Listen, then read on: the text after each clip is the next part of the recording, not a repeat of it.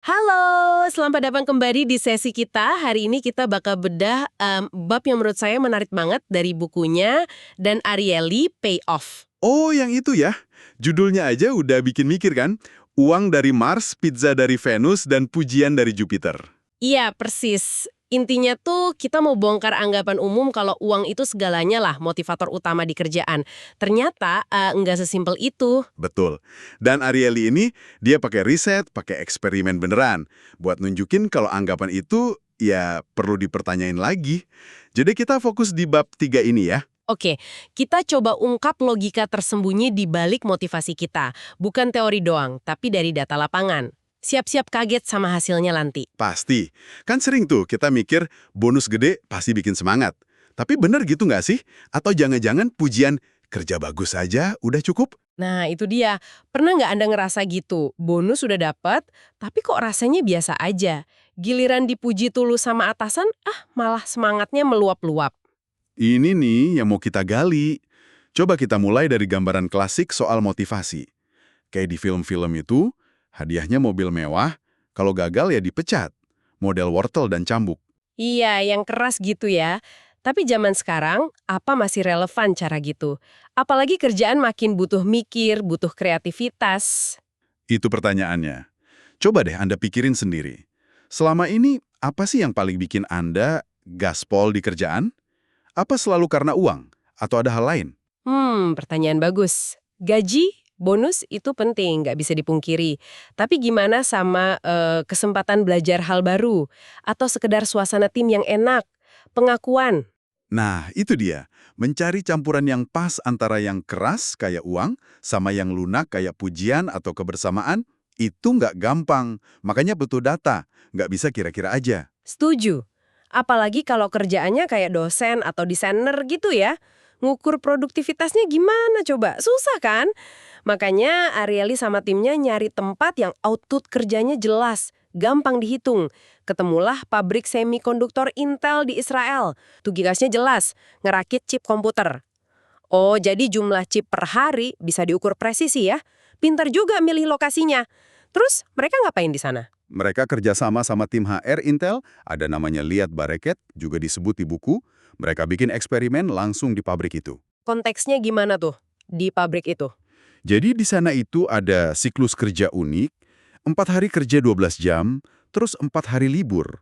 Nah, udah jadi kebiasaan, hari pertama masuk setelah libur, ada bonus uang tunai kecil, sekitar $30 lah. Tujuannya buat apa tuh bonus kecil gitu? Biar panas lagi mesinnya, gitu ya? Biar langsung ngebut kerjanya setelah libur 4 hari. Nah, eksperimen ini mau ngetes, seberapa efektif sih bonus uang ini dibanding cara lain? Aha, di sini mulai serunya ya. Gimana desain eksperimennya? Oke, jadi pas hari pertama siklus kerja itu, pekerja dibagi jadi 4 kelompok. Masing-masing dapat perlakuan beda. 4 kelompok ya. Apa aja tuh? Pertama, Kelompok uang. Mereka dapat pesan dari bos, standar lah. Kalau capai target hari ini, dapat bonus tunai 100 shekel. Mirip kayak yang biasa mereka terima. oke, itu baseline-nya ya. Terus? Kedua, kelompok pizza. Pesannya beda. Kalau capai target hari ini, dapat voucher pizza gratis. Tadinya mau dianterin pizza ke rumah, tapi katanya ribet, jadi pakai voucher aja. Hahaha, voucher pizza ya. Agak unik sih. Tetap ada unsur hadiahnya ya, bukan cuma uang. Kelompok ketiga, Ketiga, kelompok pujian. Ini menarik. Pesannya, kalau capai target hari ini, nanti saya kirim pesan teks pribadi isinya kerja bagus.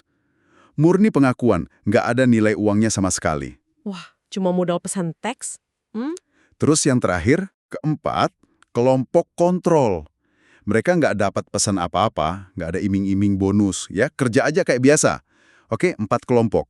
Uang, pizza, pujian, kontrol. Nah, sebelum kita lanjut ke hasil, coba Anda tebak dulu deh, kira-kira di hari pertama itu, mana yang paling nendang efeknya? Silakan ditebak. Uang yang udah biasa, pizza yang unik, atau pujian yang personal. Oke, penasaran nih. Jadi gimana hasilnya di hari pertama? Hasil hari pertama aja udah bikin kaget. Pertama, jelas. Ketiga insentif, uang, pizza, pujian, itu lebih bagus daripada nggak ada insentif sama sekali. Kontrol. produktivitasnya naik semua. Wajar lah ya, dikasih sesuatu pasti lebih semangat. Tapi perbandingannya gimana? Nah, ini dia kejutannya. Yang paling tinggi naikin produktivitas itu ternyata voucher pizza. Naik sekitar 6,7% dibanding kontrol. Wow, pizza, bukan uang. Bukan. Dan yang lebih kaget lagi, pujian itu hasilnya tipis banget di bawah pizza. Naik sekitar 6,6%. Hampir sama efektifnya sama pizza. Serius, pujian doang bisa sekuat itu. Terus uang gimana? Justru ini yang paling bikin melongo. Bonus uang tunai yang sering kita anggap paling manjur malah jadi yang paling rendah di antara ketiganya. Kenaikannya cuma sekitar 4,9%. Hah? Jadi urutannya pizza, pujian, baru uang. Padahal uang kan nilainya jelas. Iya, aneh kan? Di hari pertama itu, sentuhan sosial, entah itu bentuknya hadiah kayak pizza, atau pengakuan personal kayak pujian, ternyata sedikit lebih unggul dibanding uang tunai murni. Menarik banget ini. Tapi itu kan baru hari pertama ya. Gimana kelanjutannya? Kan insentifnya cuma dikasih di hari pertama aja kan? Betul, eksperimen ini ngelacak terus kinerja mereka selama seminggu. Dan apa yang terjadi di hari-hari berikutnya. Nah, ini dia bagian paling dramatisnya. Terutama buat kelompok yang dapat uang. Kenapa emang kelompok uang? Ada apa? Gini, di hari kedua, setelah kemarinnya dapat bonus uang tunai, kinerja kelompok uang itu bukannya stabil atau turun dikit, tapi malah anjlok parah. Anjlok gimana maksudnya? Turun sekitar 13% dibanding kelompok kontrol. Jauh banget di bawah normal. Waduh, kok bisa gitu? Kayak malah jadi malas kerja gitu, kesannya gitu, logikanya mungkin jadi, loh kemarin kerja segini dibayar ekstra, hari ini enggak, yaudah kerjanya biasa aja deh, atau malah kurang semangat, kayak ada efek narik diri ya, astaga. Terus hari ketiga, keempat, gimana? Hari ketiga masih di bawah normal juga, turun sekitar 6%-an. Baru di hari keempat mulai agak mendingan, mendekati level kontrol lagi. Tapi kalau dihitung total selama seminggu, Total seminggu gimana? ini yang ironis. Secara total selama seminggu, kinerja kelompok yang dapat bonus uang tunai itu malah 6,5% lebih rendah dibanding kelompok kontrol yang nggak dapat apa-apa sama sekali. Bentar. Jadi, perusahaan udah keluar duit buat bonus, tapi hasilnya malah produktivitas turun dibanding yang nggak dikasih apa-apa. Rugi dong. Persis. Ini yang disebut efek bumerang. Insentif uang malah jadi kontraproduktif dalam jangka menengahnya di kasus ini. Gila sih ini hasilnya. Terus kelompok pizza sama pujian gimana nasibnya setelah hari pertama? Nah, beda banget. Kelompok pujian yang hari pertama naik tinggi 6,6%, di hari-hari berikutnya kinerjanya pelan-pelan balik ke level normal. Nggak ada tuh anjok kayak kelompok uang. Efek positifnya kayak lebih halus gitu turunnya. Nggak ada efek negatifnya ya? Nggak separah uang, bisa dibilang hampir nggak ada. Kelompok pizza hasilnya ada di tengah-tengah. Sempet turun juga, tapi nggak sedrastis kelompok uang. Oke, jadi kesimpulannya, uang bisa bahaya kalau nggak hati-hati ya. Pujian meskipun gratis, efeknya lebih stabil dan nggak bikin jatuh, pizza di tengah-tengah. Kenapa bisa begitu ya? Apa penjelasannya? Penjelasan utamanya, menurut Ariely, ada di konsep norma sosial versus norma pasar. Oke, apa itu norma sosial dan norma pasar? Norma pasar itu dunia transaksi. Kamu kasih saya A, saya kasih kamu B. Hubungannya jelas, hitung-hitungan, profesional, tapi dingin. Nah, bonus uang tunai itu langsung mengaktifkan norma ini. Kamu kerja lebih, saya bayar lebih. Masuk akal. Terus kalau norma sosial? Norma sosial itu dunia hubungan antar manusia. Ada rasa saling bantu, kekeluargaan, pertemanan, rasa terima kasih, keinginan menyenangkan orang lain, nggak ada hitung-hitungan uang langsung. Kita bantu teman pindahan rumah kan nggak minta bayaran kan? Iya juga ya.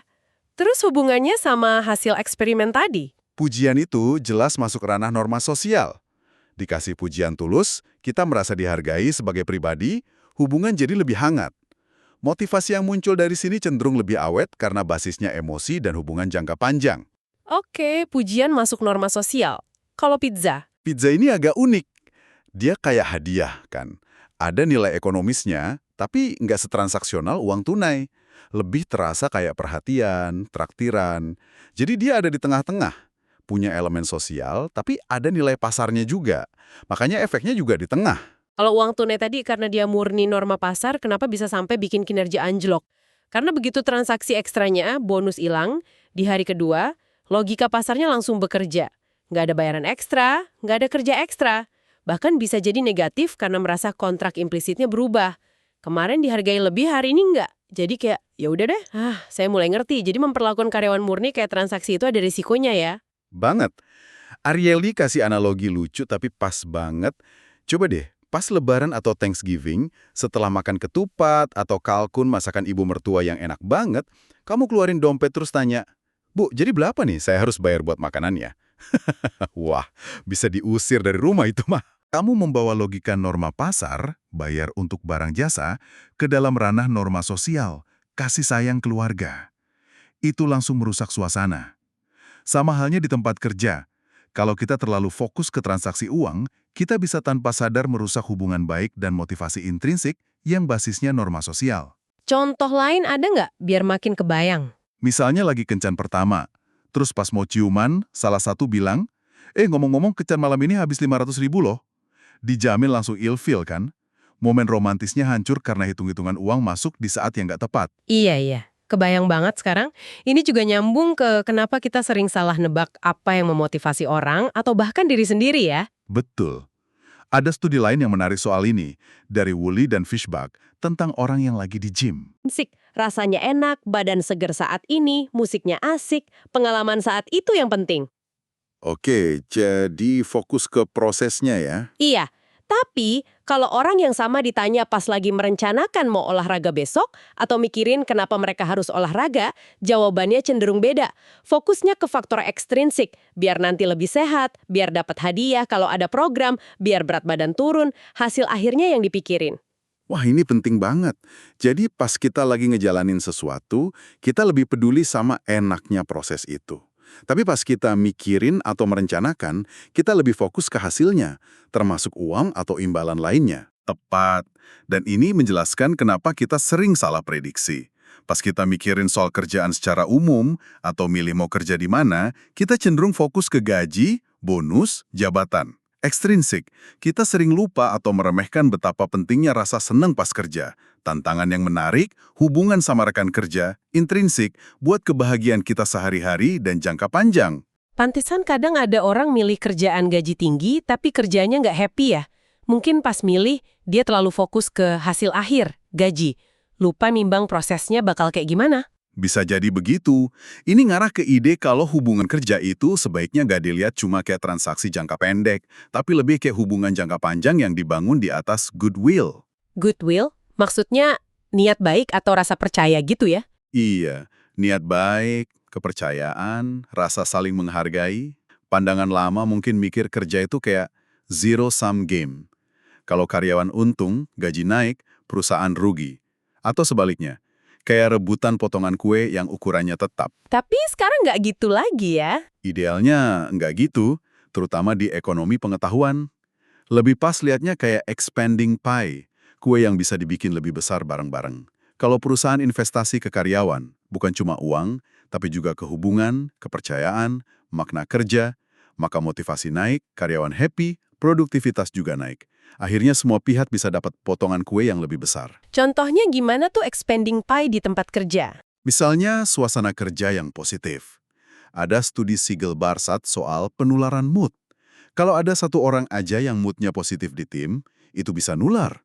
Bikin kerjasama lebih baik, performa naik. Sebaliknya, kalau ada yang negatif terus, bisa ngerusak suasana dan kinerja tim. Atmosfer sosial ini pengaruhnya gede loh. Iya juga ya. Hal-hal kayak gitu kan nggak langsung kelihatan di slip gaji. Betul. Dan ini butuh komitmen jangka panjang dari perusahaan maupun karyawan. Kayak pernikahan aja kan? Komitmennya sampai maut memisahkan. Bukankah pacaran harian yang gampang putus? Atau kayak punya rumah sendiri dibanding cuma nyewa apartemen? Kalau ada komitmen jangka panjang, kita lebih rela investasi emosi, waktu, energi. Gimana cara perusahaan nunjukin komitmen jangka panjang itu? Selain kasih kontrak permanen tentunya. Banyak cara. Misalnya investasi buat training atau pendidikan karyawan. Ngasih tunjangan kesehatan yang bagus, bikin jalur karir yang jelas, peduli sama kesejahteraan mereka di luar kerja juga. Ini semua sinyal kalau perusahaan nggak cuma manfaatin karyawan sesaat, tapi pengen tumbuh bareng. Ini yang bangun loyalitas dan goodwill tadi. Goodwill ini kayaknya kunci banget ya. Itu yang bikin orang mau lembur tanpa disuruh, mau bantuin teman yang kesulitan, mau mikirin kerjaan pas weekend karena emang peduli. Persis. Goodwill itu modal sosial yang nggak kelihatan tapi berharga banget. Lahirnya dari rasa percaya dan hubungan baik. Tapi dia juga rapuh banget, gampang dirusak. Cara ngerusaknya gimana? Selain pakai norma pasar di waktu yang salah tadi. Salah satu cara paling umum, terlalu fokus sama metrik yang gampang dihitung, angka-angka doang. Terus ngabaikan hal-hal penting yang susah diukur, kayak kualitas kerja, inovasi, inisiatif, seberapa sering bantu rekan kerja.